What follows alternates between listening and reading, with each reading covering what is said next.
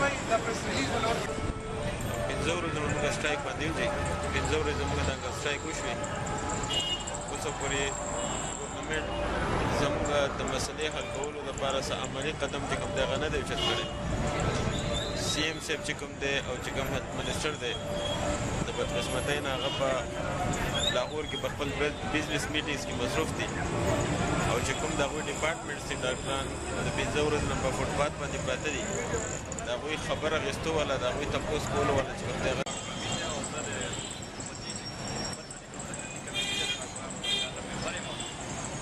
دا زموږ نن د هړتال پنځمه ورځ ده او دا هړتال موږ چې کوم درې غټې مطالبې دي، یو د هسپتالونو حالات بهتر کول دي، دویمه خبره پکې غریب مریضانو دپاره غریب مریضانو دپاره فري ادویات ورکول دي او درېیمه چې کوم د ډاکټرانو دپاره سبکنسټرکشن درې مطالبې دي زموږ. خو ډېر افسوس خبره ده چې اوسه پورې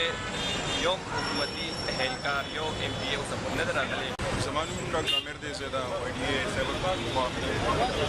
کې ډي ایچ صدر یم. زمونږ د ایل آر ایچ شیرپاو هسپتال، حیات آباد میډیکل کمپلیکس، د بنو حیات آباد ټول ملګري راغلي دي چې دا ټول دلته کې موږ سره حساب ډېره پوره ملګري نن پکې دا موږ یو بل سټپ واخیستو چې موږ نن 15-20 منټه دا یې روډ کړو او آینده کې زموږ پلان یې موږ خپل سټراتیژي